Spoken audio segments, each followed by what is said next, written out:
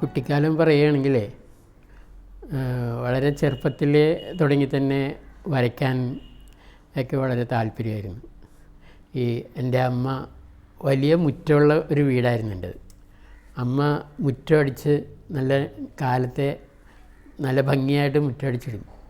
അപ്പോൾ ഞാൻ എൻ്റെ കളരി അവിടെ ആരംഭിക്കും. ആ മുറ്റത്ത് എനിക്ക് തോന്നുന്നതൊക്കെ ഇങ്ങനെ വരച്ചിടും പലതും. അപ്പോൾ അടുത്ത വീട്ടിലെ ആളുകളൊക്കെ അതൊക്കെ വന്ന് നോക്കുകയും അവരൊക്കെ എനിക്ക് വേണ്ടത്ര ഒരു ഉത്സാഹവും പ്രോത്സാഹനമൊക്കെ തരും. അതായിരുന്നു എൻ്റെ ആ ചെറുപ്പകാലത്തിലുള്ള ഒരു അനുഭവം. അതുപോലെ തന്നെ ചെറുപ്പത്തിലെ തന്നെ ഈ ക്ലേയും അതുപോലെയുള്ള സാധനങ്ങളൊക്കെ കൊണ്ട് എന്തെങ്കിലുമൊക്കെ ആർട്ടിക്കിൾസൊക്കെ ഉണ്ടാക്കും. ഒരു കൊയ്ത്തുകാരനോ ഒരു കാളവണ്ടിക്കാരനോ അല്ലെങ്കിൽ ഉഴവുകാരനോ അങ്ങനെയൊക്കെയുള്ള സാധനങ്ങളൊക്കെ ചെളിയിൽ ക്ലേയിൽ ഉണ്ടാക്കിയെടുക്കും.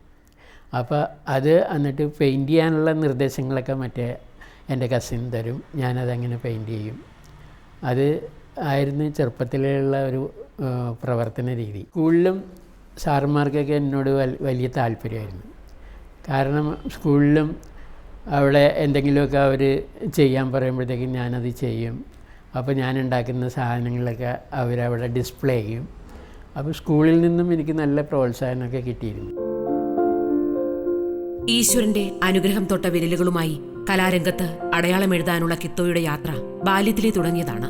ജന്മനാടിന്റെ സ്നേഹവാത്സല്യങ്ങളും പ്രോത്സാഹനങ്ങളും കലാകാരന് വേണ്ടുവോളം കിട്ടി. സ്കൂൾ പഠിപ്പ് കാലത്ത് തന്നെ വരകളുടെ ലോകത്ത് സ്വന്തമായി ഒരിടം കണ്ടെത്താൻ കിത്തോയ്ക്ക് കഴിഞ്ഞിരുന്നു. ഞാൻ പഠിച്ചു പോകുന്ന എല്ലാ ക്ലാസ്സുകളിലും ഈ ആനിവേഴ്സറി ഒക്കെ ഉണ്ടാകുമ്പോഴത്തേക്കും അതിൽ ഫസ്റ്റ് പ്രൈസ് എനിക്കായിരിക്കും. പിന്നെ സ്കൂളിൽ എല്ലാവർക്കും അറിയാം പ്രൈസ് ഞാൻ കൊണ്ടുപോകും. അതങ്ങനെ ഒരു കീഴ്വഴക്കമാണ്. അപ്പോൾ ഞാൻ സ്കൂളിൽ പോകുമ്പോൾ തുടങ്ങി തന്നെ എനിക്കൊരു വർക്ക് ചെയ്യാനുള്ള അവസരം ഉണ്ടായിരുന്നു, ഈ പാർട്ട് ടൈം വർക്ക്. സ്കൂളിൽ പോകുമ്പോൾ തന്നെ അവിടെ ഒരു കൊച്ചിൻ ബ്ലോക്സ് എന്ന് പറയുന്ന ഒരു ബ്ലോക്കൊക്കെ ഉണ്ടാക്കുന്ന ഒരു സ്ഥലം ഉണ്ടായിരുന്നു. അവർക്ക് എപ്പോഴും വരച്ച ഡ്രോയിങ്ങാണ് ആവശ്യം. പണ്ട് ഇപ്പോഴുള്ള ഇതുപോലെ ഓഫ്സെറ്റ് പ്രിൻറ്റിംഗ് ഒന്നും അന്നില്ലല്ലോ. എല്ലാം ഈ അച്ചിൽ കൊത്തിയെടുത്തിട്ട് അതാണ് ബ്ലോക്ക് ചെയ്താണ് പണ്ട് പ്രിൻ്റ് ചെയ്തിരുന്നത്. ആ പ്രിൻറ്റിങ്ങിന് വേണ്ടിയിട്ട് പലതും വരയ്ക്കേണ്ടി വരും. ഞാൻ പഠിക്കുമ്പോൾ തന്നെ എനിക്കൊരു നല്ല വരുമാനം ഉണ്ടായിരുന്നു എന്നുള്ളതാണ് ഒരു പ്രത്യേകത. സ്കൂൾ പഠനം കഴിഞ്ഞ് കോളേജിലെത്തിയപ്പോഴും മത്സരങ്ങളിൽ സമ്മാനങ്ങൾ വാരിക്കൂട്ടുന്ന പതിവ് തുടരുക തന്നെ ചെയ്തു. കലാലയ ജീവിതം ഈ കലാകാരന് മറ്റൊരുപാട് ഭാഗ്യാനുഭവങ്ങളും സമ്മാനിച്ചു. ചില നല്ല സൗഹൃദങ്ങൾ ഉണ്ടാകുന്നതും അക്കാലത്താണ്. തനിക്ക് ഏറെ പ്രിയപ്പെട്ട വരകളുടെയും വർണ്ണങ്ങളുടെയും ലോകത്ത് ജീവിക്കാൻ മോഹിച്ച കിത്തോ കോളേജ് വിദ്യാഭ്യാസം പൂർത്തിയാക്കാൻ നിൽക്കാതെ ആ വഴിയിലേക്ക് തിരിയുകയായിരുന്നു. പിന്നീട് ഞാൻ ഹൈസ്കൂളിൽ പഠിക്കുമ്പോഴത്തേക്കും എൻ്റെ സീനിയറായിരുന്നു JC കുറ്റിക്കാട്. പുള്ളിയും ഒരു ആർട്ടിസ്റ്റായിരുന്നു, നന്നായിട്ട് വരയ്ക്കും. JC കുറ്റിക്കാട്. പിന്നെ എൻ്റെ ജൂനിയറായിരുന്നു ഇയാൾ, കൊച്ചിൻ അനീഫ. അപ്പോൾ അങ്ങനെയുള്ള കലാകാരന്മാരായിട്ടുള്ള ഒരു സമ്പർക്കം അന്നേ ഉണ്ട്.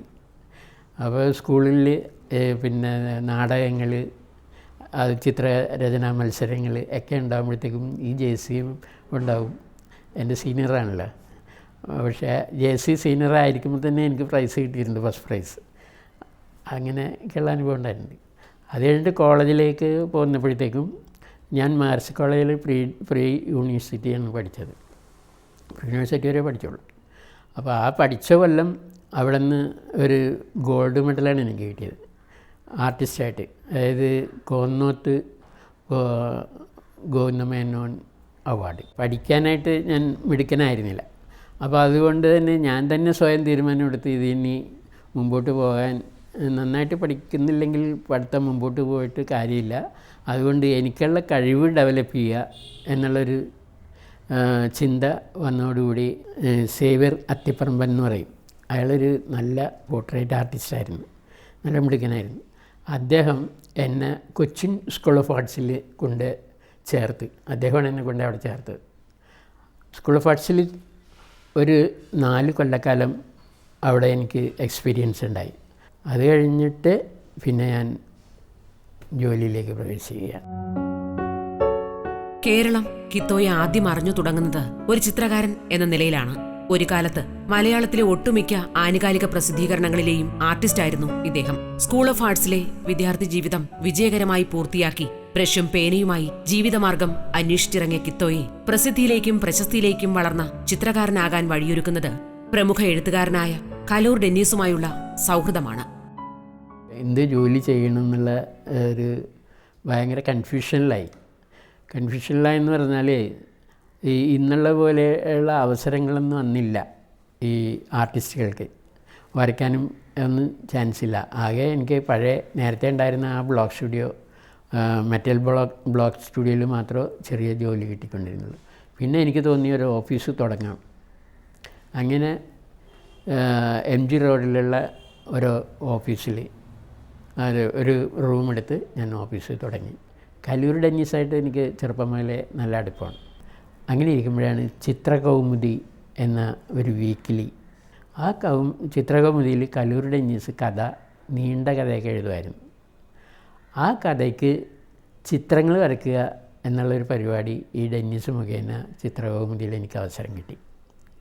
അപ്പോൾ അത് അച്ചടിച്ച് നല്ല പ്രചാരത്തിൽ വന്ന ഒരു മാസികയായിരുന്നു. അതിനകത്ത് ഈ ചിത്രങ്ങളൊക്കെ വരയ്ക്കണ കണ്ടപ്പോഴത്തേക്കും ഒരുപാട് ആനുകാലിക പ്രസിദ്ധീകരണങ്ങളെല്ലാം നമ്മളെ കോണ്ടാക്ട് ചെയ്യാൻ തുടങ്ങി. അപ്പോൾ എനിക്കതൊരു ചാൻസായി. എല്ലാ പത്രങ്ങളിലും ഞാൻ ചിത്രങ്ങൾ വരച്ചിരുന്നു.